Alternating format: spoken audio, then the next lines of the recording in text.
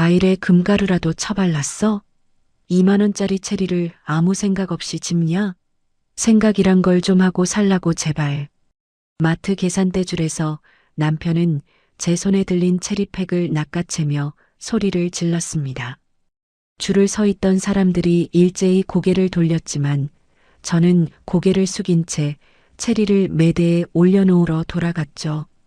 그런 남편이 상간녀에게는 350만 원짜리 명품백을 일시불로 긁어줬습니다. 저는 참았습니다.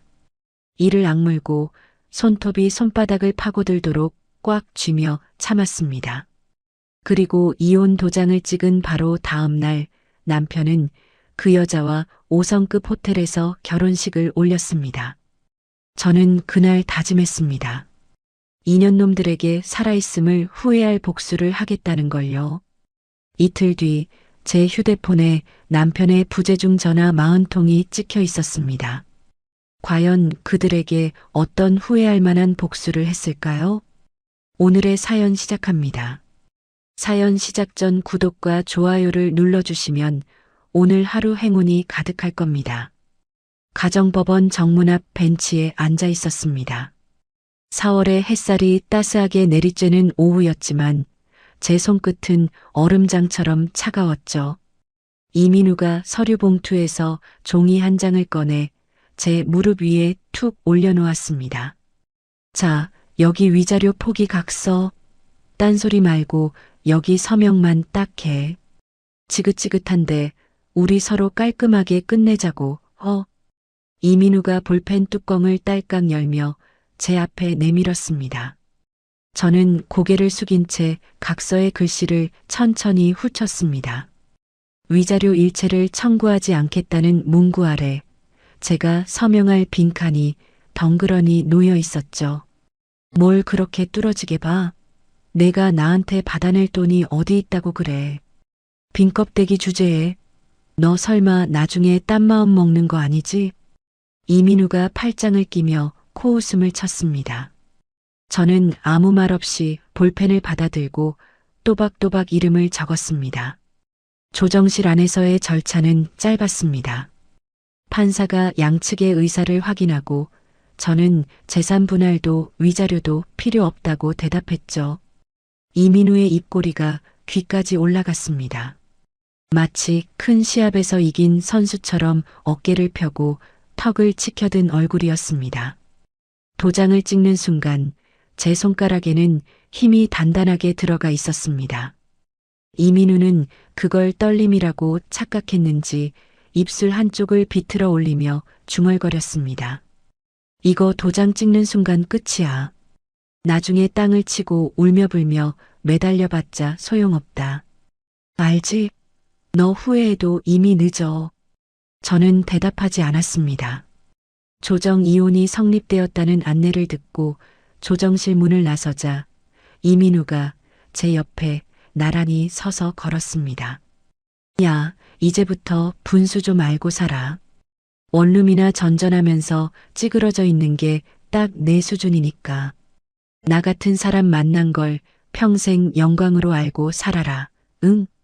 이민우가 양복 주머니에 손을 찔러 넣으며 내뱉었습니다. 저는 멈춰서서 이민우의 뒷모습을 바라봤습니다. 법원 주차장 쪽으로 성큼성큼 걸어가는 이민우의 등이 점점 작아졌습니다. 이민우가 완전히 시야에서 사라지자 저는 법원 건물 옆 무인 물품 보관함으로 향했습니다. 3일 전 미리 넣어둔 캐리어를 꺼내 바퀴를 세웠죠. 검은색 카드 캐리어 안에는 여권과 환전한 현금, 그리고 새로 개통한 선불폰이 들어있었습니다. 인천공항행 리무진 버스 정류장까지 걸어가는 동안 저는 단 한 번도 뒤를 돌아보지 않았습니다. 버스에 올라 창가 자리에 앉자마자 품속의 휴대폰이 쉴 새 없이 진동했습니다. 화면에는 카드 결제 알림이 줄줄이 쏟아지고 있었죠. 강남 5성급 호텔 웨딩홀 잔금 1,200만 원 결제 완료. 웨딩 촬영 추가 패키지 380만 원 결제 완료. 신부 드레스 피팅 보증금 150만 원 결제 완료. 이민우의 가족 카드로 잡히는 알림들이었습니다. 내일 당장 최유라와 올릴 결혼식 준비 비용이 실시간으로 찍혀 나왔죠. 저는 알림 하나하나를 빠짐없이 화면을 캡처해서 인터넷 비밀 저장소에 올렸습니다. 버스 창밖으로 서울의 거리가 스쳐 지나갔습니다. 6개월 전 일이 떠올랐습니다. 퇴근길에 카페에서 4,500원짜리 커피를 하나 사들고 현관문을 열었을 때 이민우가 거실 테이블 위에 가계부를 펼쳐놓고 앉아 있었죠. 아, 너 제정신이야? 이게 뭐야? 커피 한 잔에 4,500원? 지금 돈 아까운 줄 모르고 물 쓰듯 쓰는 거야? 이민우가 가계부를 손가락으로 탁탁 두드리며 저를 노려봤습니다. 그냥 길 가다 목이 말라서 샀어. 프랜차이즈 커피 중에 제일 싼 거야. 싼 거면 아예 안 마시면 되잖아. 집에 믹스커피가 산더미처럼 쌓여 있는데 굳이 밖에서 생돈을 써? 너 진짜 경제관념이 빵점이다. 빵점. 이민우가 가계부를 확 집어들더니 제 발밑에 내동댕이 쳤습니다. 종이가 찢어지며 바닥에 흩어졌죠. 그날 이민우는 1시간 넘게 저를 거실 한가운데 세워놓고 경제관념이 없다며 다그쳤습니다. 그런 이민우가 최유라에게는 350만 원짜리 명품 가방을 일시불로 사줬습니다. 영업할 때 품위를 유지해야 한다는 게 이유였죠. 또 한 번은 마트에서였습니다. 야근을 마치고 장을 보다가 수입 체리 한 팩을 집어들었는데 가격표에 2만 원이라고 적혀 있었죠. 계산대 줄에 서 있는데 이민우가 제 손에서 체리팩을 확 낚아챘습니다. 이 여자가 미쳤나? 과일에 금가루라도 발랐어? 무슨 놈의 체리가 2만 원이야? 너 지금 아무 생각 없이 이걸 장바구니에 넣어? 줄을 서 있던 사람들이 일제히 고개를 돌려 저를 쳐다봤습니다. 이민우는 아랑곳하지 않고 체리팩을 제 손에 도로 쥐어주며 당장 갖다 놓으라고 턱짓을 했죠. 당장 가서 제자리에 갖다 놔. 돈 귀한 줄 모르는 이런 사치스러운 여자는 처음 보겠네. 빨리 안 가. 저는 사람들의 시선을 등에 지고 체리를 매대에 올려놓으러 돌아갔습니다. 그 주말 이민우는 최유라와 1인당 25만 원이 넘는 초밥집을 예약해서 갔습니다. 결제는 제 이름으로 된 비상금 통장에서 몰래 빼낸 돈이었죠. 저는 그 출금 내역을 확인하고도 아무 표정을 짓지 않았습니다. 이민우 뒤에는 늘 시어머니 박숙자가 있었습니다. 매달 제게 50만 원만 용돈으로 쥐어주고 나머지는 이민우가 관리한다며 못을 박은 사람도 박숙자였죠. 주말마다 시댁본가로 불러 김장과 제사를 전부 제 손에 맡겼습니다. 제가 부엌에서 허리 한번 못 펴고 전을 부치는 동안 박숙자는 소파에 드러누워 텔레비전 채널을 돌리며 소리를 질렀습니다. 예, 지수야. 너는 어째 전 부치는 냄새가 영 시원찮다? 시댁이 무서운 줄을 알아야 살림을 제대로 배우지.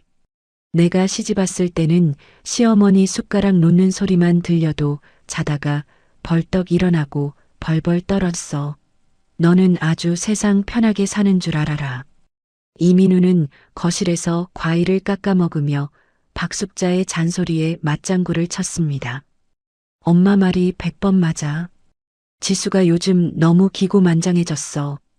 엄마가 따끔하게 버릇 좀 고쳐줘. 너무 오냐오냐 해줬더니 지가 상전인 줄 안다니까. 저는 기름이 튀는 프라이팬 앞에서 입술을 꾹 깨물었습니다. 이민우와 박숙자는 제가 완전히 길들여졌다고 믿었습니다. 반항할 기력도 의지도 남지 않은 멍청한 아내라고 확신했죠. 하지만 저는 그 시간 동안 제 이름으로 된 주식과 펀드를 조금씩 현금으로 바꿔서 추적이 안 되는 해외 계좌로 보내는 작업을 2달 전에 이미 끝낸 상태였습니다. 버스가 인천공항에 도착했습니다. 출국 심사대를 지나 면세구역에 들어서자 저는 코트 안주머니에서 작은 USB 하나를 꺼내 손가락으로 굴렸습니다. 이민우의 모든 치부, 최유라의 정체, 박숙자의 추악한 민낯이 이 안에 빠짐없이 담겨 있었죠. 탑승구 앞 라운지에서 샴페인 한 잔을 받아들었습니다. 기포가 올라오는 잔을 들여다보다가 왼손에 결혼 반지와 이민우가 사준 싸구려 커플 시계를 빼냈습니다. 테이블 위에 나란히 올려놓고 손을 떼는데 1초도 걸리지 않았죠. 탑승 안내 방송이 울렸습니다. 저는 캐리어를 끌고 일어나 탑승구를 향해 걸었습니다. 비행기가 활주로를 달려 하늘로 떠올랐습니다. 창밖으로 서울의 불빛이 점점 작아지다가 구름 아래로 사라졌죠. 저는 1등석 좌석에 등을 깊이 기대고 눈을 감았습니다. 48시간 뒤 한국에서 벌어질 일들을 하나하나 머릿속에 펼쳤습니다. 입꼬리가 천천히 올라갔습니다. 이혼을 결심하기 3달 전이었습니다. 이민우가 출장을 간다며 집을 비운 주말, 저는 아파트 지하 주차장에 세워둔 이민우의 차에 올라탔습니다. 운전석 쪽 블랙박스 본체에서 메모리 카드를 빼내 주머니에 넣었죠. 집으로 돌아와 노트북에 카드를 꽂았습니다. 파일 대부분이 삭제되어 있었지만 저는 인터넷에서 찾은 복원 프로그램을 돌렸습니다. 2시간쯤 지나자 지워졌던 영상들이 하나씩 살아났죠. 조수석에 앉은 최유라가 이민우의 볼에 입술을 가져다 대는 장면. 호텔 지하 주차장으로 나란히 들어가는 2사람의 뒷모습. 차 안에서 최유라가 이민우의 무릎에 다리를 올리고 깔깔대며 웃는 소리. 저는 영상을 하나도 빠짐없이 별도 폴더에 옮겨 담고 복사본 2개를 더 만들어 서로 다른 곳에 저장했습니다. 그날 저녁 출장에서 돌아온 이민우가 현관문을 열고 들어왔습니다. 저는 거실 소파에 앉아 태블릿을 무릎 위에 올려놓고 기다리고 있었죠. 앉아봐. 이민우가 넥타이를 풀다 말고 제 얼굴을 힐끗 봤습니다. 뭔데? 피곤하니까 빨리 말해. 이민우가 소파 맞은편에 털썩 주저앉았습니다. 저는 태블릿 화면을 이민우 쪽으로 돌려 재생 버튼을 눌렀습니다. 호텔 지하 주차장 영상이 흘러나오자 이민우의 넥타이를 잡고 있던 손이 멈췄습니다. 이어서 조수석의 최유라가 이민우 볼에 입을 맞추는 장면이 나왔죠. 이민우의 눈동자가 화면 위를 빠르게 훑쳤습니다. 이게 다 뭐야? 저는 차분한 목소리로 물었습니다. 이민우가 넥타이를 소파 위에 내던지며 벌떡 일어났습니다. 야, 남의 차를 뒤졌어. 이게 정상이야. 지금 화제를 돌리는 거야. 화제를 돌리긴. 내가 집에서 꼴이 뭐야. 화장도 안 하고 늘어빠진 잠옷바지에 슬리퍼 끌고 돌아다니는데 남자가 밖에서 눈이 돌아가는 게 이상해. 이민우가 손가락으로 저를 위아래로 가리키며 목소리를 높였습니다. 남자는 본능이라는 게 있어. 집에서 이렇게 관리를 안 해주니까 눈이 밖으로 가는 거지. 내 탓이야, 이건. 저는 태블릿을 무릎 위에 올려놓은 채 이민우를 올려다봤습니다. 이민우의 목에 핏줄이 붉어져 나와 있었습니다. 잘못을 저지른 사람이 되레 소리를 지르는 꼴이었죠. 며칠 뒤 시어머니 박숙자에게서 전화가 왔습니다. 지수야, 오늘 저녁에 나 좀 봐. 역 앞 국밥집으로 나와. 동네 구석의 허름한 국밥집에 들어서자 박숙자가 구석 자리에 먼저 앉아 있었습니다. 저는 맞은편에 앉았고 박숙자는 국밥 국물을 한 숟갈 뜨더니 숟가락을 탁 내려놓았습니다. 민우한테 다 들었다. 내가 블랙박스를 뒤져서 난리를 쳤다며. 어머니, 민우가 바깥에서 다른 여자를 만나고 있었어요. 그래서 어쩌라고. 박숙자가 손가락으로 제 이마를 콕 밀었습니다. 능력 있는 남자가 밖에서 스트레스를 좀 풀 수도 있는 거야. 그걸 가지고 속이 그렇게 좁아서 살림을 하겠어. 어머니, 이건 스트레스 푸는 게 아니라. 시끄러. 내가 얼마나 잘했길래 남편을 탓해. 집안일은 대충 하지. 애도 못 낳지. 민우가 바람이 난 게 내 잘못이야. 내 잘못. 박숙자가 삿대질을 하며 제 머리통 쪽으로 손끝을 들이밀었습니다. 국밥집 아주머니가 놀라서 이쪽을 쳐다봤지만 박숙자는 아랑곳하지 않았죠. 정 이혼하겠다면 조건이 있어. 지금 너희가 사는 집 전세금 그거 절반은 민우한테 놓고 가. 새 출발 자금으로. 그 전세금은 제가 결혼 전에 모은 돈으로 마련한 거예요.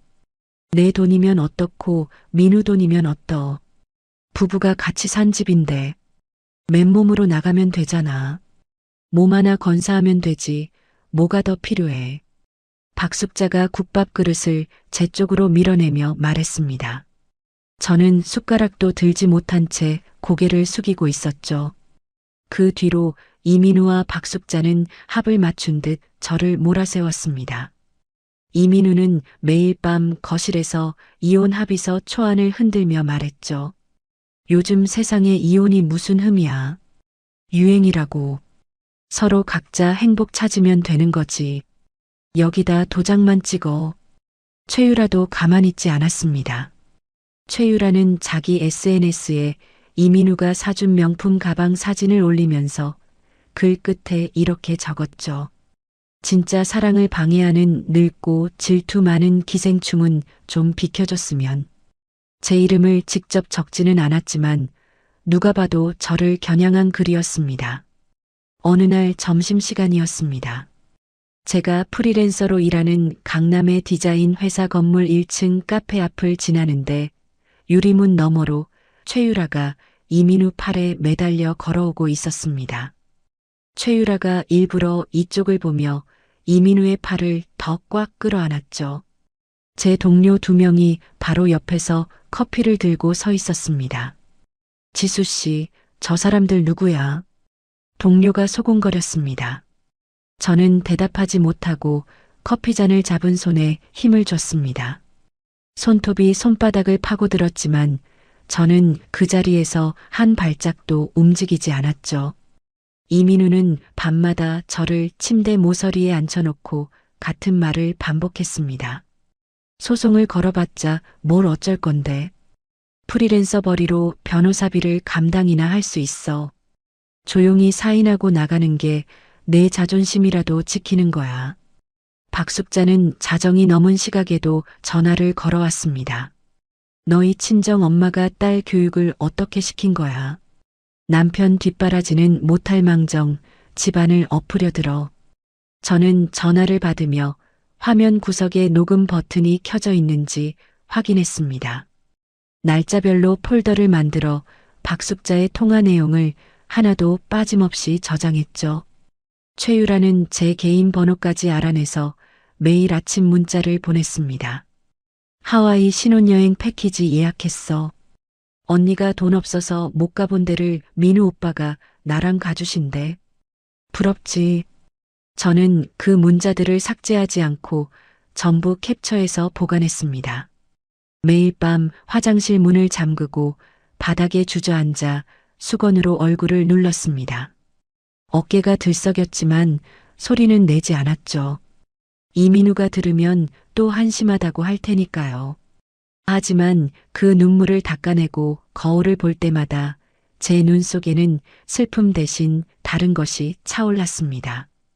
이 세 사람이 스스로 파놓은 구덩이가 얼마나 깊은지 저는 정확하게 재고 있었습니다. 저는 세수를 하고 거울 속 제 얼굴을 들여다봤습니다. 눈두덩이 부어있고 코끝이 빨갛게 달아올라 있었죠. 저는 그 얼굴 위에 세상에서 가장 불쌍하고 무기력한 표정을 천천히 올려놓았습니다. 박숙자가 전세금 절반을 내놓으라고 했던 그날 밤이었습니다. 이민우와 박숙자가 거실 소파에 나란히 앉아 텔레비전을 보고 있었죠. 저는 안방에서 나와 거실로 걸어갔습니다. 두 사람 앞에 멈춰서더니 그대로 무릎을 꿇고 바닥에 이마를 가져다 댔습니다. 당신들 말이 맞아. 내가 너무 부족한 아내였어. 이민우가 텔레비전 리모컨을 내려놓으며 저를 내려다봤습니다. 전세금은 포기할게. 한 푼도 안 가져갈 테니까 제발 조용히 놔줘. 목소리를 일부러 떨리게 만들었습니다. 눈물이 뺨을 타고 바닥에 떨어졌죠. 울기 위해 애쓸 필요는 없었습니다. 6개월간 쌓인 분노를 아주 조금만 풀어주면 눈물은 저절로 쏟아졌으니까요. 박숙자가 이민우 팔꿈치를 툭 쳤습니다. 봐라. 원래 진작 이랬어야지. 이민우가 다리를 꼬며 코웃음을 쳤습니다. 그래, 그렇게 나오는 게 맞아. 일어나. 저는 소매로 눈물을 훔치며 천천히 일어났습니다. 이민우의 입꼬리가 귀까지 올라가 있었고 박숙자는 만족스러운 얼굴로 텔레비전 쪽에 다시 고개를 돌렸죠. 그날 이후 두 사람은 저를 완전히 투명인간 취급했습니다. 제가 부엌에서 설거지를 하고 있는데 이민우가 거실에서 통화를 했죠. 유라야, 강남 호텔 웨딩홀 2군데 견적 나왔어. 큰 홀이 1,500만 원이고 작은 홀이 900만 원인데 큰 걸로 가자. 내 체면이 있지. 수도꼭지에서 물이 졸졸 흘러내리는 소리 사이로 이민우의 들뜬 목소리가 또렷하게 들렸습니다. 저는 접시를 닦는 손을 멈추지 않았죠. 박숙자도 거실에서 동네 친구에게 영상 통화를 걸어놓고 떠들었습니다. 새 며느리가 필라테스 강사인데 얼굴이 연예인이야, 연예인. 우리 민우가 복이 터진 거지. 전에 있던 건 이제 내보내고, 전에 있던 건 저를 가리키는 말이었습니다. 저는 부엌 구석에 서서 행주를 꾹 쥐었다가 손가락에 힘을 풀었습니다. 두 사람이 방심의 늪에 빠져든 그 시간, 저는 매일 새벽을 이용했습니다. 이민우가 술에 취해 코를 골며 잠드는 시간은 언제나 새벽 1시에서 2시 사이였죠. 저는 이불을 살며시 걷고 침대에서 내려와 이민우의 서재로 들어갔습니다. 책상 서랍을 하나씩 열어 안쪽 구석구석을 뒤졌습니다. 첫째 날은 명암철과 오래된 영수증 뭉치밖에 나오지 않았죠. 둘째 날 책상 밑에 볼트로 고정된 소형 금고를 발견했습니다. 비밀번호 방식이 아니라 열쇠로 여는 구식 금고였습니다. 저는 일주일을 기다렸다가 이민우가 회식으로 늦는 날 밤에 심야 열쇠 수리 업체에 전화를 걸었습니다. 현금 50만 원을 미리 봉투에 넣어두고 수리공이 도착하자 봉투를 건네며 말했죠. 남편이 열쇠를 잃어버렸는데 급하게 열어야 해요. 아무한테도 말 안 할게요. 수리공이 5분 만에 금고를 열었습니다. 안에는 검은 가죽 표지의 수첩 2권과 외장 하드 하나가 들어 있었죠. 수첩을 펼치자 빼곡한 글씨가 눈에 들어왔습니다. 날짜, 금액, 거래 상대방 이름이 줄줄이 적혀 있었죠. 이민우가 회사의 핵심 영업 자료를 경쟁 업체에 넘기고 받은 뒷돈 내역이었습니다. 금액이 수억 원 단위로 적혀 있는 줄도 있었죠. 저는 수첩을 한 장 한 장 넘기며 스마트폰 카메라로 전부 촬영했습니다. 셔터 소리를 끄고 화면 밝기를 최소로 낮춘 채 찍었죠. 외장 하드는 비밀번호가 걸려 있어서 열 수 없었습니다. 저는 그 하드를 가방에 넣고 다음 날 낮에 컴퓨터 복구 전문 업체를 찾아갔죠. 비밀번호를 풀고 안에 있는 파일을 전부 복사해 주세요. 비용은 얼마든 상관없어요. 3일 뒤 업체에서 연락이 왔습니다. 외장 하드 안에는 이민우가 고급 유흥업소에 수십 번 드나든 영수증 사진들과 회사 법인 카드를 사적으로 쓴 내역이 폴더별로 정리되어 있었죠. 저는 복사된 파일을 USB에 담아 따로 보관했습니다. 낮에는 이삿짐 상자를 나르며 쫓겨나는 아내 역할에 충실했습니다. 최유라가 우리 집 안방에 들어와 제 화장대 서랍을 뒤지며 남은 화장품을 가방에 쓸어 담았죠. 언니, 이 로션 유통기한 지났네. 버려야겠다. 최유라가 제 로션 병을 바닥에 툭 떨어뜨리며 킥킥거렸습니다.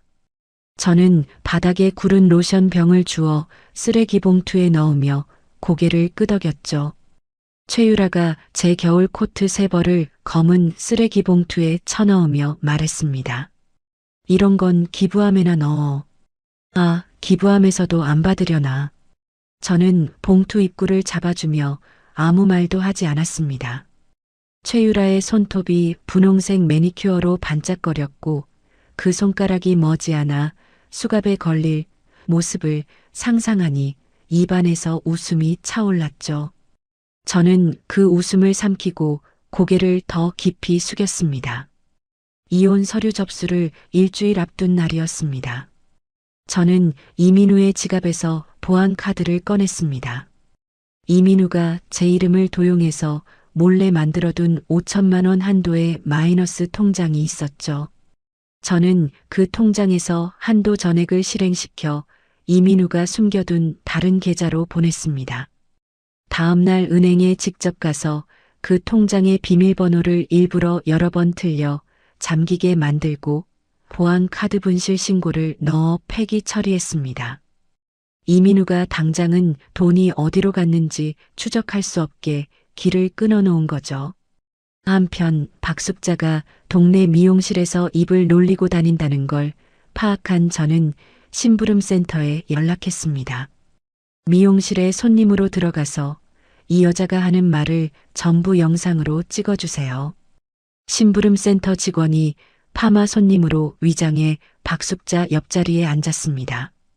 박숙자는 신이 나서 떠들었죠. 우리 민우가 다니는 회사가 중견기업인데 새 며느리 집안이 강남에 건물을 갖고 있대. 전 며느리는 빈털터리로 쫓아냈지.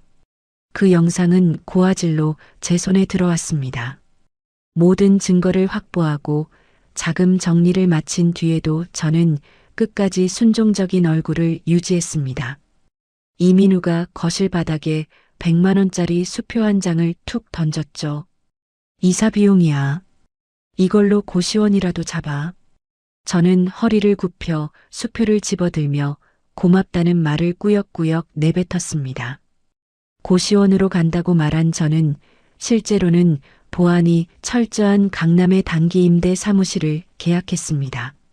작은 방 안에 노트북과 프린터, 서류 파일들을 세팅하고 문을 잠갔죠. 이민우와 박숙자와 최유라는 제 발밑에 무엇이 깔려 있는지 전혀 모르고 있었습니다. 모든 증거를 확보한 다음 날 오전, 저는 서초동 법조타운의 한 건물 7층에 있는 변호사 사무실 문을 열었습니다. 최도윤 변호사, 이혼 소송과 기업 소송에서 한 번도 진 적이 없다는 소문이 자자한 사람이었죠. 의뢰인의 감정에 절대 휘둘리지 않고 상대방을 법적으로 완전히 끝장내는 것으로 유명했습니다. 접수처 직원이 저를 상담실로 안내했습니다. 최도윤 변호사가 테이블 건너편에 앉아 안경을 고쳤으며 저를 올려다봤죠. 어떤 건으로 오셨습니까? 저는 가방에서 서류 봉투 4개를 꺼내 테이블 위에 나란히 올려놓았습니다. 첫 번째는 남편의 불륜 증거입니다. 블랙박스 영상과 호텔 주차장 출입 기록이에요. 봉투를 하나 밀었습니다. 두 번째는 남편이 회사 영업 기밀을 경쟁업체에 넘기고 뒷돈을 받은 내역이에요. 자필로 쓴 이중 장부입니다. 두 번째 봉투를 밀었죠. 세 번째는 남편이 회사법인 카드를 사적으로 쓴 영수증과 유흥업소 출입 내역이고요. 세 번째 봉투가 테이블 중앙에 놓였습니다. 네 번째는 시어머니의 폭언 녹음 파일과 동네 미용실에서 허위 사실을 퍼뜨린 영상입니다. 네 번째 봉투까지 내려놓자 최도윤 변호사가 안경 너머로 저를 한참 들여다봤습니다. 이걸 혼자 다 모으신 겁니까? 네. 최도윤 변호사가 봉투를 하나씩 열어 서류를 훑기 시작했습니다. 이중 장부 사진을 확대해서 보더니 고개를 천천히 끄덕였죠. 단순한 이혼 사건이 아니군요. 이 장부 내용이 사실이라면 배임과 횡령으로 형사고발이 가능합니다. 최도윤 변호사가 서류들을 가지런히 정리하며 말했습니다. 이혼만 원하시는 건 아니죠. 남편을 완전히 끝내고 싶어요. 경제적으로도 사회적으로도. 저는 테이블 위에 놓인 두 손을 꼭 맞잡으며 대답했습니다. 최도윤 변호사가 볼펜 뚜껑을 열며 수첩에 무언가를 적기 시작했죠. 재산부터 묻겠습니다. 남편 이름으로 된 은행 계좌, 보증금, 동산 전부 가압류 신청을 넣을 겁니다. 타이밍이 중요한데 결혼식이 언제입니까? 이번 주 토요일이에요. 그러면 가압류 통지가 도착하는 시점을 금요일 늦은 오후로 맞추겠습니다. 결혼식 전날 저녁 은행 업무가 끝난 뒤에 통지가 뜨면 주말 내내 손을 쓸 수 없습니다. 최도윤 변호사가 볼펜으로 달력의 금요일에 동그라미를 치며 말했습니다. 동시에 횡령과 배임 혐의로 경찰에 고발장을 접수합니다. 증거가 이 정도면 수사가 빠르게 움직일 겁니다. 저는 고개를 끄덕이며 가방에서 USB 하나를 더 꺼냈습니다. 여기에 남편의 외장하드에서 복사한 파일이 전부 들어있어요. 원본은 따로 보관하고 있고요. 최도윤 변호사가 USB를 받아들며 입꼬리를 살짝 올렸습니다. 의뢰인께서 제 일을 반쯤 해놓으셨네요. 상담을 마치고 사무실을 나온 저는 곧바로 심부름센터에 전화를 걸었습니다. 토요일 강남 호텔 결혼식에 식장 직원으로 들어갈 사람 3명이 필요해요. 넥타이 핀 카메라를 달고 식장 안을 전부 촬영할 수 있어야 합니다. 센터 직원이 금액을 불렀고 저는 바로 승낙했죠. 이어서 음향 장비를 다루는 기술자를 1명 더 섭외했습니다.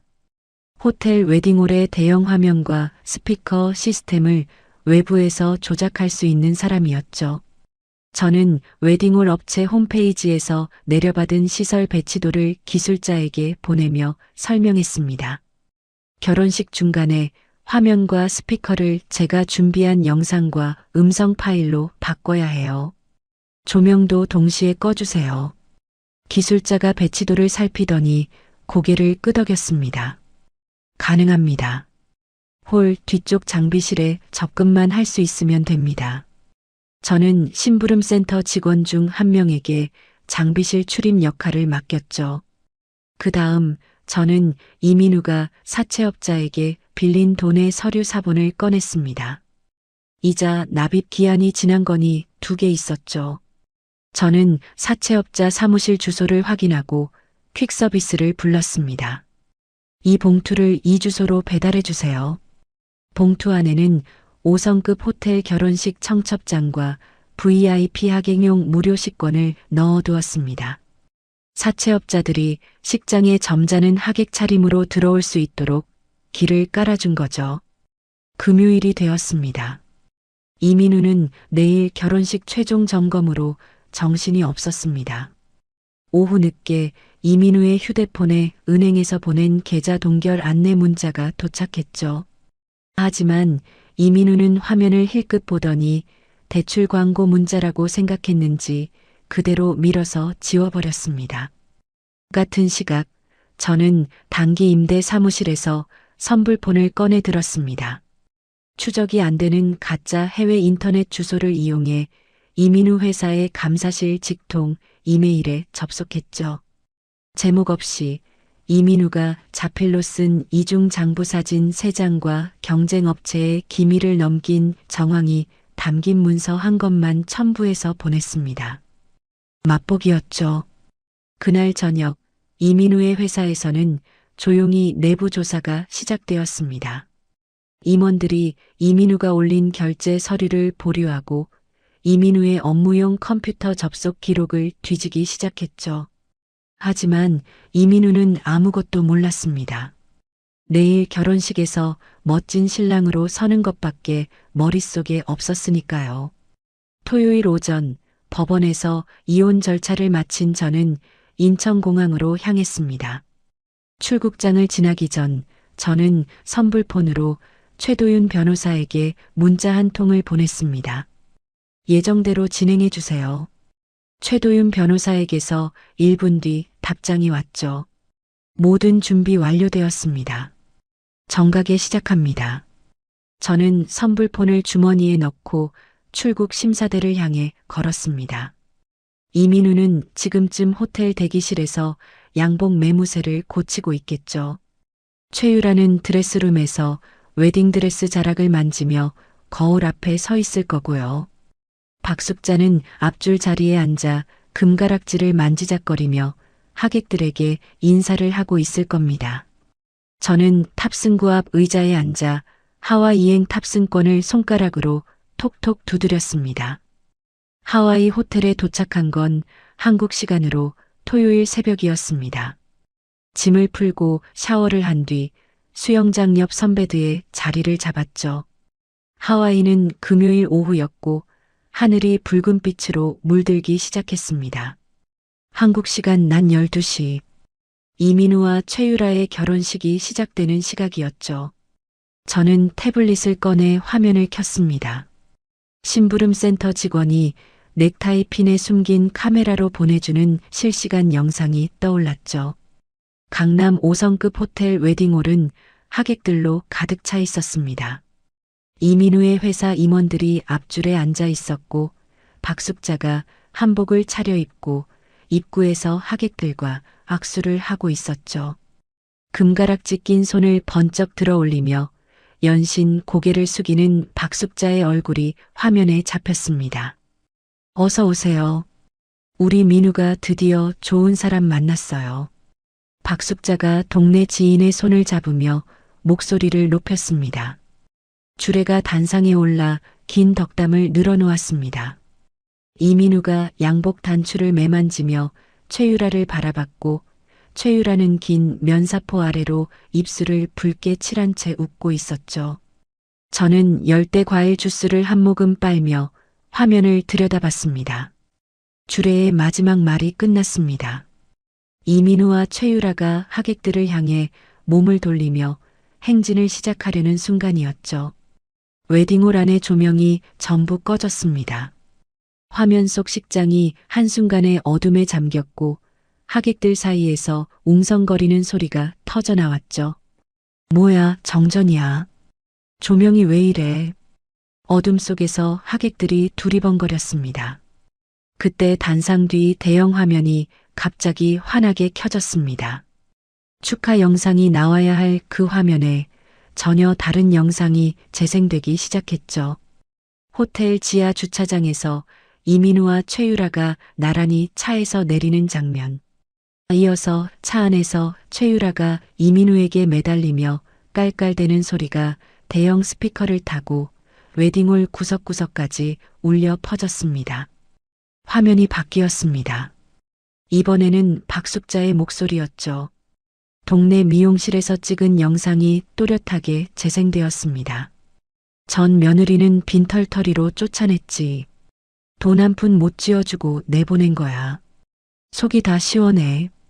박숙자의 얼굴이 대형 화면에 크게 잡혔습니다.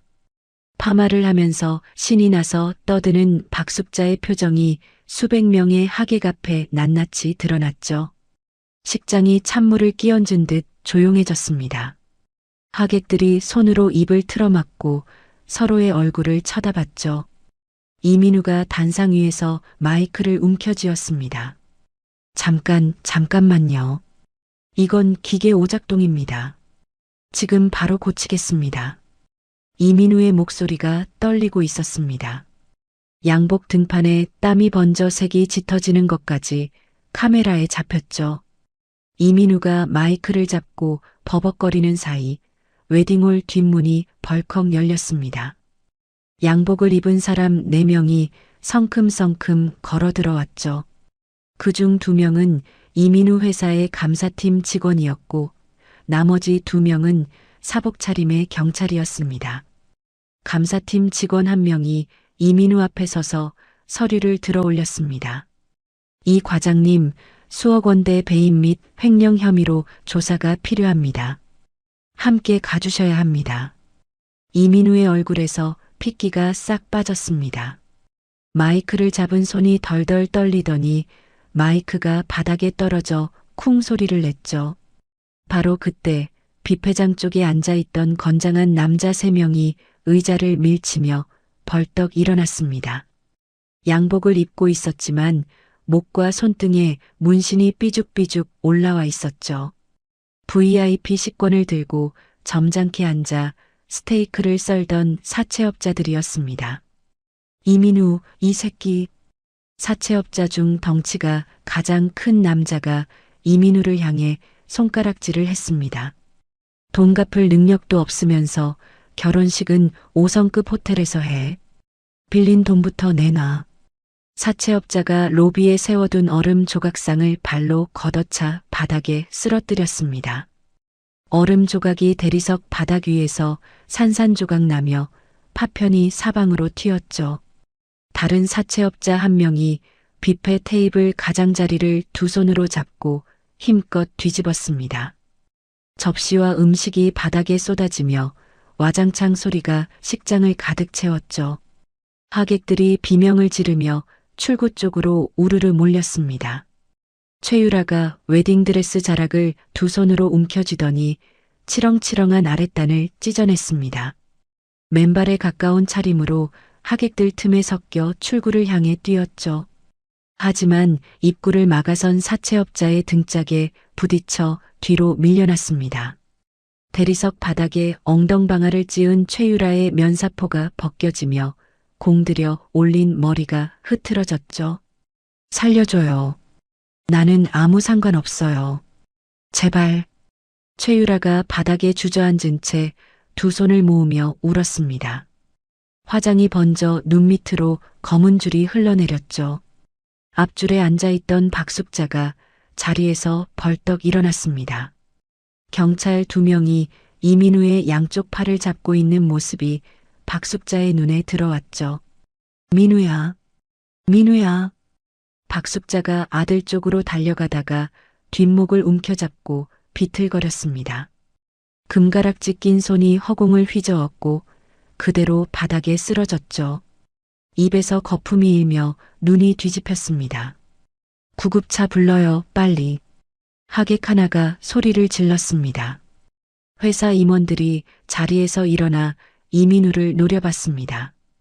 이민우와 눈이 마주친 상무가 양복 주머니에서 전화기를 꺼내며 차갑게 내뱉었죠. 이 과장, 월요일부터 출근하지 마. 대기 발령이야. 이민우의 입이 벌어졌지만 소리가 나오지 않았습니다. 하객들은 이미 스마트폰을 꺼내 식장 곳곳을 촬영하고 있었죠.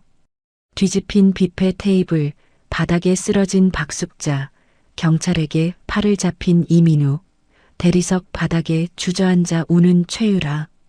그 장면들이 실시간으로 인터넷에 퍼져나갔습니다. 2시간도 지나지 않아 이민우와 최유라의 이름이 대형 인터넷 게시판 실시간 검색어 1위에 올랐죠. 저는 태블릿 화면 속에서 경찰에게 양팔을 붙들린 이민우의 흙빛 얼굴을 바라봤습니다. 선베드 옆 테이블에 놓인 샴페인 잔을 들어 올려 입술에 가져다 댔죠. 기포가 혀 위에서 톡톡 터졌습니다. 결혼식 다음 날 아침이었습니다. 저는 하와이 리조트 레스토랑에서 팬케이크를 자르며 창밖의 야자수를 바라보고 있었죠. 같은 시각 한국에서는 이민우가 경찰서에서 밤샘 조사를 받고 풀려난 직후였습니다. 이민우는 집으로 돌아가자마자 노트북을 열었습니다. 결혼식 영상이 퍼진 인터넷 게시판마다 자신의 이름이 도배되어 있었죠. 이민우의 손가락이 키보드 위에서 부들부들 떨렸습니다. 이민우는 아는 기자 3명에게 전화를 돌렸습니다. 형, 나 이민우야. 기사 하나만 써줘. 내 입장을 좀 실어달라고. 사례는 확실하게 할게. 수화기 너머에서 기자가 대답했죠. 민우야, 지금 내 이름 검색하면 뭐가 뜨는지 알아? 내가 거기 손 떼면 나까지 끝나. 미안하다. 전화가 끊겼습니다. 두 번째 기자도 세 번째 기자도 같은 대답이었죠. 이민우가 전화기를 소파 위에 내던지며 이를 악물었습니다. 좋아, 내가 직접 쓴다. 이민우는 직장인 익명 게시판과 자기 SNS에 장문의 글을 올렸습니다. 전처 윤지수는 결혼 생활 내내 내 재산을 교묘하게 빨아먹고 도망친 사람입니다. 결혼식에서 재생된 영상은 악의적으로 합성된 가짜이며 조작된 증거로 선량한 저와 제 아내를 모함하고 있습니다. 이민우는 거기서 멈추지 않았습니다. 제가 과거 병원비로 결제했던 카드 내역 캡처 사진을 꺼내더니 사진 편집 프로그램으로 금액 숫자를 고쳤죠. 12만 원짜리 진료비를 120만 원으로 8만 원짜리 약값을 80만 원으로 바꿔서 올렸습니다. 보시다시피 전처는 심각한 낭비벽이 있었습니다. 명품 쇼핑에 중독되어 가게를 파탄냈고 제가 이혼을 요구하자 앙심을 품고 보복에 나선 겁니다. 이민우는 한술 더 떠서 이렇게 적었죠. 회사 횡령건도 전처의 소행입니다. 컴퓨터를 잘 다루는 전처가 회사 시스템에 접근해 저에게 누명을 씌운 것입니다. 최유라도 가만히 있지 않았습니다. 최유라는 얼굴 반쪽을 머리카락으로 가리고 카메라 앞에 앉았죠. 촬영 직전 안약을 넣어 눈가를 촉촉하게 만든 뒤 녹화 버튼을 눌렀습니다. 저는 윤지수 씨의 살해 협박에 시달려왔어요. 결혼식에 가지 않으면 죽여버리겠다는 메시지를 수십 통 받았습니다. 최유라가 목소리를 떨며 카메라를 올려다봤습니다. 안약 덕분에 눈물처럼 보이는 물기가 볼을 타고 흘러내렸죠. 저는 피해자예요. 제발 진실을 봐주세요. 최유라가 두 손을 모아 카메라를 향해 간절하게 호소했습니다. 영상은 올리자마자 조회수가 치솟았죠. 이민우와 최유라의 조직적인 반격이 먹히기 시작했습니다. 일부 누리꾼들이 댓글을 달았죠. 영상이 합성일 수도 있지 않나? 전처가 너무 치밀한 거 보면 원래 무서운 사람 아니었을까? 상간녀가 우는 거 보니까 좀 불쌍하긴 하다. 제 과거 SNS 사진들이 털리기 시작했습니다.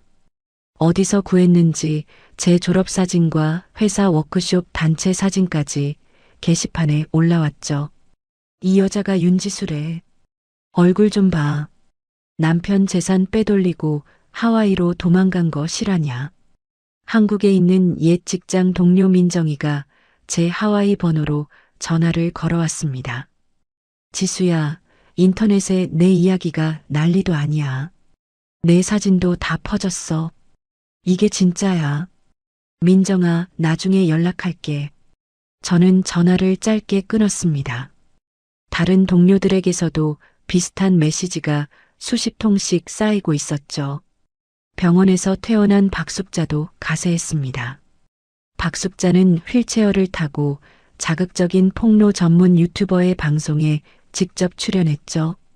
유튜버가 카메라를 박숙자에게 가까이 들이밀었습니다.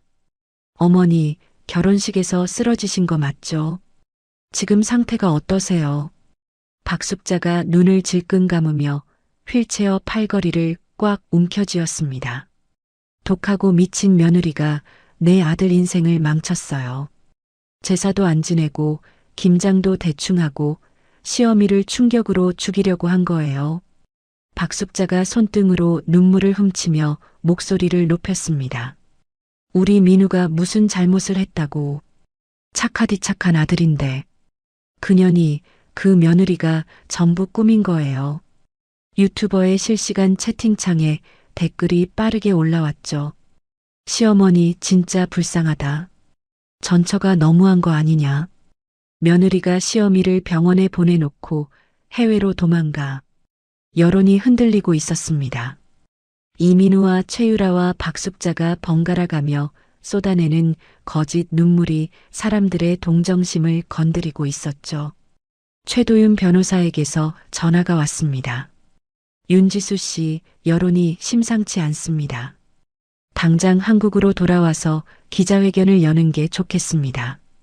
반박 자료를 지금 바로 내야 합니다. 변호사의 목소리에 다급함이 묻어 있었죠. 저는 수영장 옆 선베드에 누운 채 열대 과일 주스를 빨대로 한 모금 빨았습니다. 변호사님, 48시간만 기다려주세요. 48시간이요. 지금 상황이 얼마나 급한지 아십니까? 저 사람들이 방송에서 떠들면 떠들수록 좋아요. 거짓말을 크게 부풀릴수록 나중에 전부 돌아옵니다. 저는 주스 잔을 테이블에 내려놓으며 말했습니다. 지금 저 사람들이 올리는 글과 영상, 방송 출연 녹화본 전부 캡처하고 저장해 주세요. 하나도 빠짐없이요. 최도윤 변호사가 잠시 침묵하더니 한숨을 내쉬었습니다. 알겠습니다. 48시간 지키겠습니다. 전화를 끊고 저는 선베드에 등을 기대며 하늘을 올려다봤습니다. 하와이의 구름이 느릿느릿 흘러가고 있었죠. 이민우는 지금쯤 게시판에 올라오는 동정 댓글을 보며 안도하고 있을 겁니다. 최유라는 조회수가 오르는 자기 영상을 확인하며 입꼬리를 올리고 있겠죠. 박숙자는 유튜브 방송이 끝나고 병실로 돌아가며 잘했다고 스스로를 다독이고 있을 거고요. 저는 노트북을 열어 인터넷 비밀 저장소에 접속했습니다.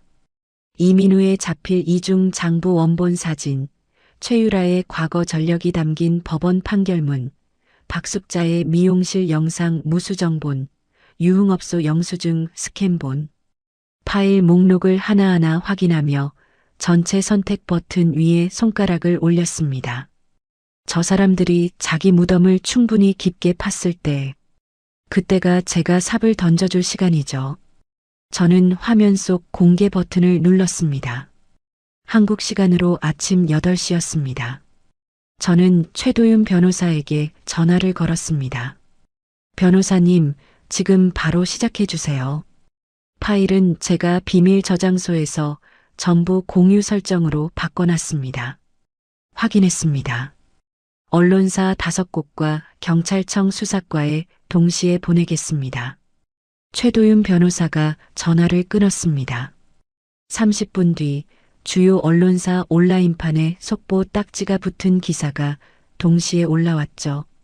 결혼식 파국 남성, 자필 이중 장부 원본 공개, 수억 원대 기밀 유출 정황 드러나, 본인 작성 수표 서명까지 확인, 전처 해킹 주장은 거짓으로 판명. 기사에는 이민우가 직접 손으로 쓴 이중 장부 사진이 고화질로 실렸습니다. 날짜와 금액, 거래 상대방 이름이 또렷하게 보이는 원본이었죠. 이민우가 고급 유흥업소에서 자기 이름으로 서명한 수표 추적 내역도 함께 공개되었습니다. 동시에 이민우가 저를 모함하기 위해 심부름센터 직원과 선불폰으로 통화한 녹음 파일이 기사에 첨부되었죠. 야, 윤지수가 해킹한 것처럼 꾸며야 돼. 컴퓨터 좀 아는 사람 구해서 흔적을 만들어놔. 이민우의 목소리가 녹음 파일 속에서 또렷하게 흘러나왔습니다. 자기 입으로 증거 조작을 모의한 내용이 고스란히 담겨 있었죠. 같은 시각 구독자 300만 명을 가진 대형 유튜버의 긴급 생방송이 시작되었습니다. 시청자 여러분, 긴급 제보가 들어왔습니다. 며칠 전 피해자 행세를 한 최유라 씨, 이번이 처음이 아닙니다.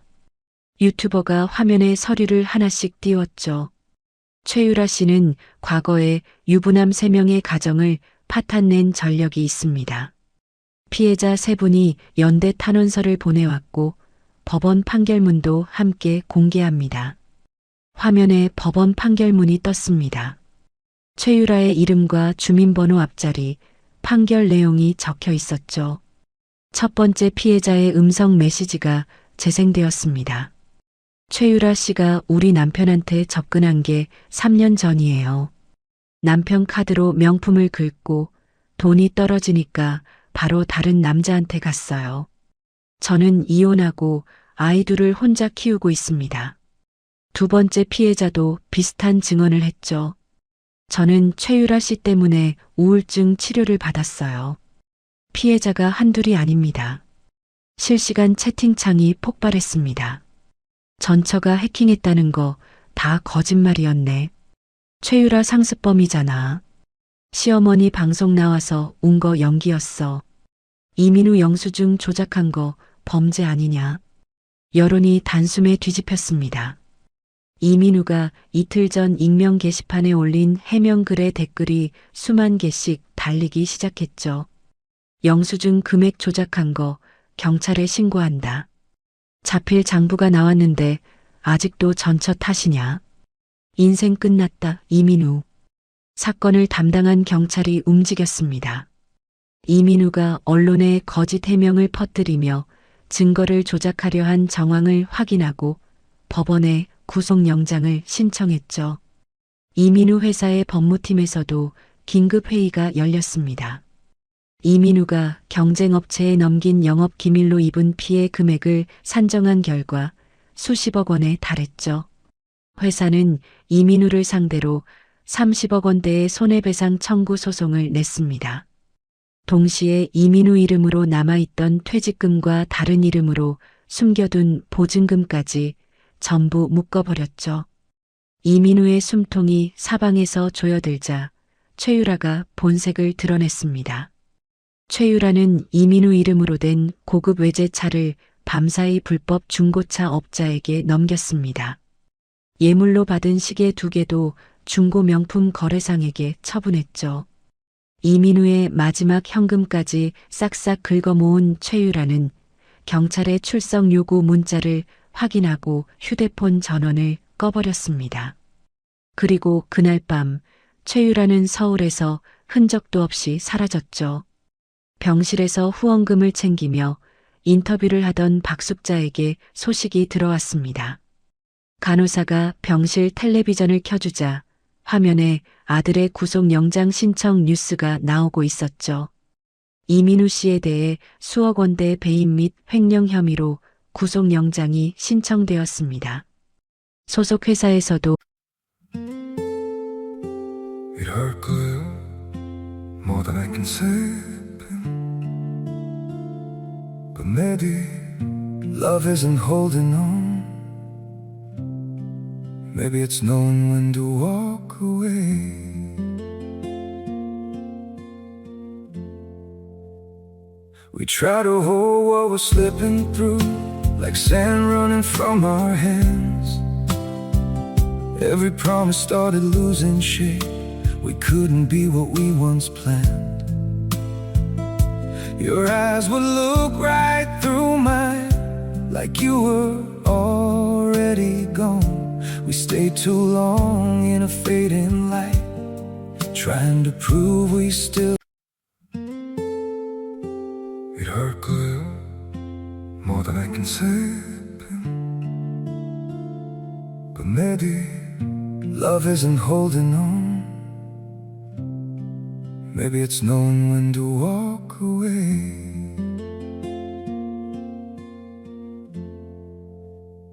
we try to hold what we're slipping through like sand running from our hands every promise started losing shape we couldn't be what we once planned your eyes would look right through mine like you were already gone we stayed too long in a fading light trying to prove we still it hurt good more than I can say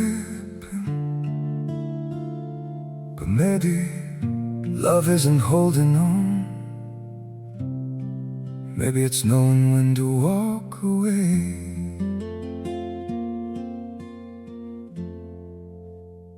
we try to hold what we're slipping through like sand running from our hands every promise started losing shape we couldn't be what we once planned 30억 원대 손해배상 소송을 제기한 것으로 확인됩니다. 박숙자가 리모컨을 잡은 손이 덜덜 떨렸습니다. 그때 이민우에게서 전화가 왔죠. 엄마, 유라가 내 차를 팔고 돈을 들고 도망갔어. 전화도 안 받아. 엄마, 나 어떡해. 이민우의 목소리가 갈라져 있었습니다. 박숙자가 침대 난간을 두 손으로 움켜잡았습니다. 새 며느리라고 자랑하고 다니던 최유라가 아들의 남은 돈을 전부 들고 튀었다는 사실에 박숙자의 얼굴이 하얗게 질렸죠. 유라가 돈을 들고 박숙자의 눈이 풀리더니 고개가 뒤로 꺾였습니다. 심장 박동 모니터에서 경고음이 울렸고 간호사들이 뛰어들어와 박숙자를 중환자실로 옮겼죠. 인터넷에서는 이민우와 최유라의 과거가 샅샅이 파헤쳐지고 있었습니다. 학창시절 동급생들이 익명 게시판에 글을 올리기 시작했죠. 이민우 고등학교 때도 친구 돈 빌려놓고 안 갚기로 유명했음. 최유라 대학교 때 선배 남자친구 뺏은 거 학과에서 다 알았음. 두 사람의 이름은 인터넷 게시판에 영구적으로 박제되었습니다. 사진과 함께 정리된 게시물은 삭제 요청을 넣어도 다른 사이트로 퍼져나가며 끝없이 복제되었죠. 이민우는 텅 빈 오피스텔 바닥에 주저앉아 있었습니다.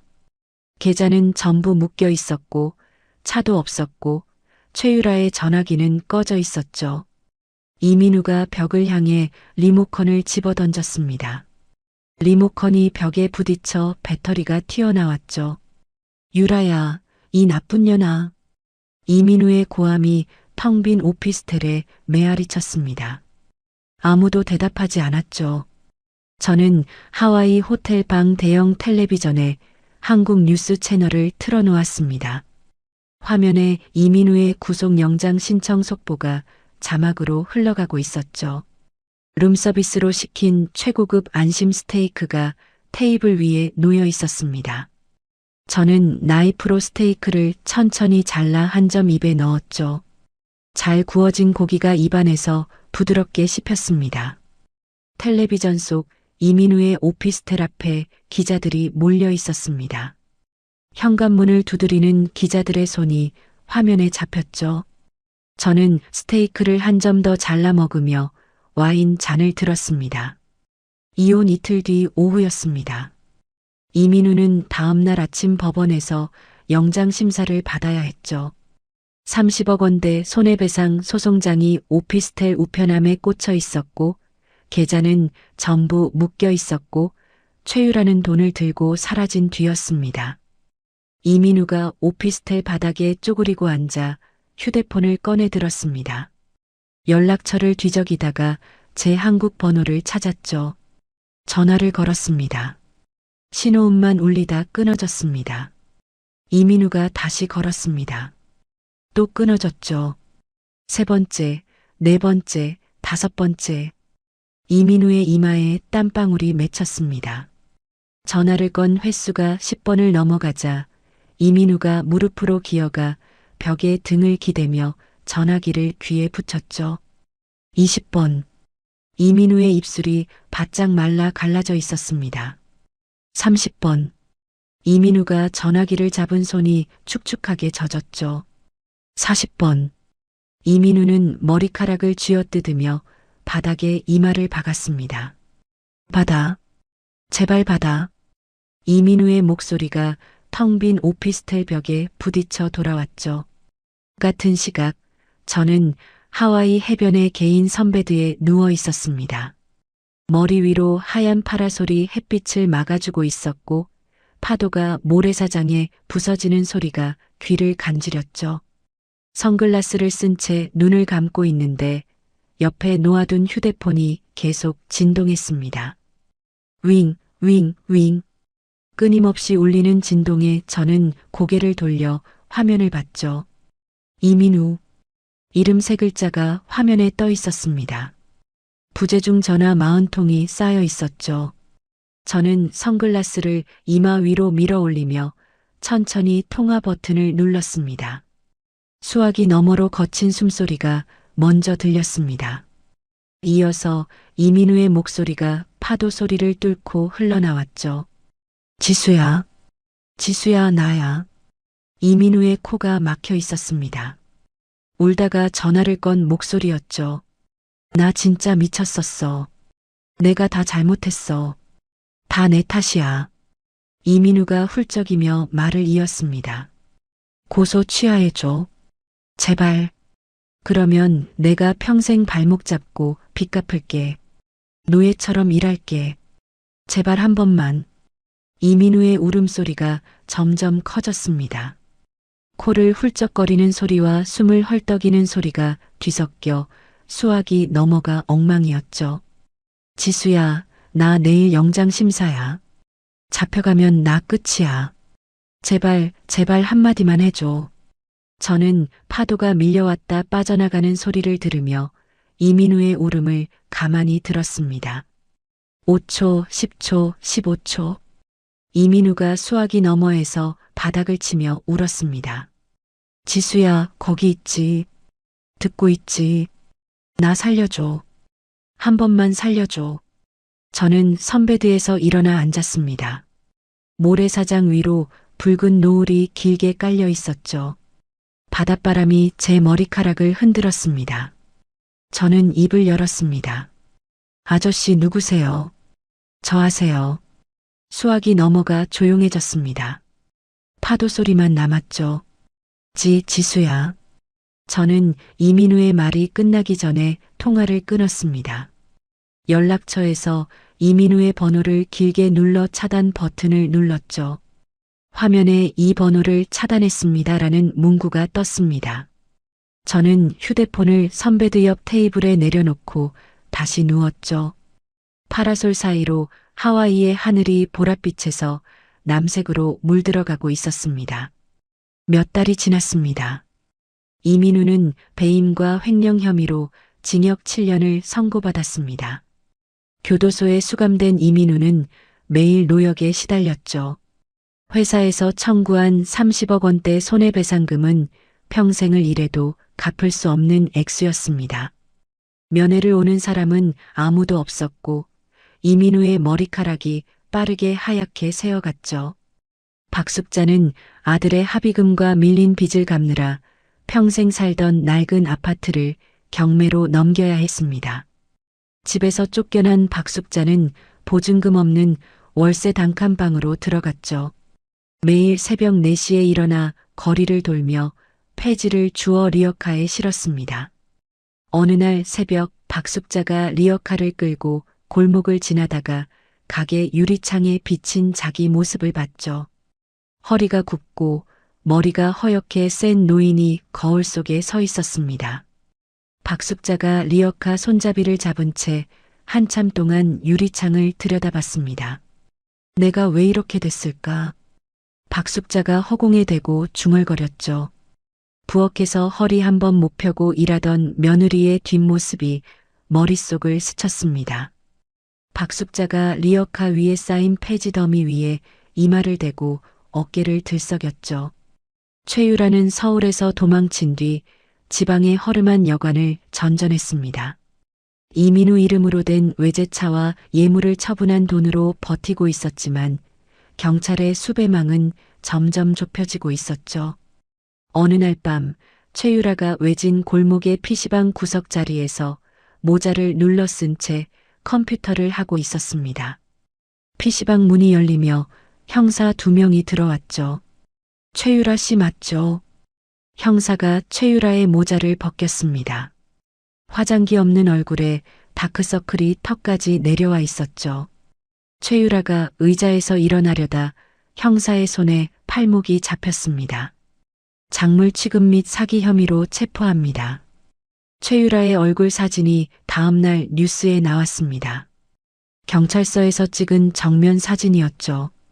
SNS에서 명품을 자랑하며 웃던 얼굴은 어디에도 없었습니다. 최유라의 SNS 계정은 수천 건의 신고가 쌓여 영구 삭제되었죠. 저는 하와이에 있었습니다. 최도윤 변호사의 도움으로 이민우에게서 회수한 숨겨진 재산과 법원이 판결한 위자료를 합쳐 저는 하와이 해안가에 제 이름을 건 디자인 스튜디오를 열었습니다. 현지의 능력 있는 디자이너들과 함께 일하며 큰 프로젝트들을 하나씩 따내기 시작했죠. 매일 아침 사무실 창문을 열면 바다가 보였습니다. 출근 전에 해변에서 요가를 하고 점심에는 동료들과 테라스에서 밥을 먹었죠. 어느 날 저녁 일을 마치고 해변을 걷고 있었습니다. 하와이의 석양이 바다 위에 붉은 빛을 쏟아내고 있었죠. 발밑으로 파도가 밀려와 발등을 적시고 빠져나갔습니다. 저는 주머니에서 휴대폰을 꺼내 화면을 봤습니다. 거래처에서 온 계약 확정 메일이 와 있었죠. 입꼬리가 올라갔습니다. 열대 과일 음료를 한 모금 마시며 수평선을 바라봤습니다. 아무도 제 숨통을 조이지 않았고, 아무도 제 가계부를 찢지 않았고, 아무도 제 앞에서 삿대질을 하지 않았죠.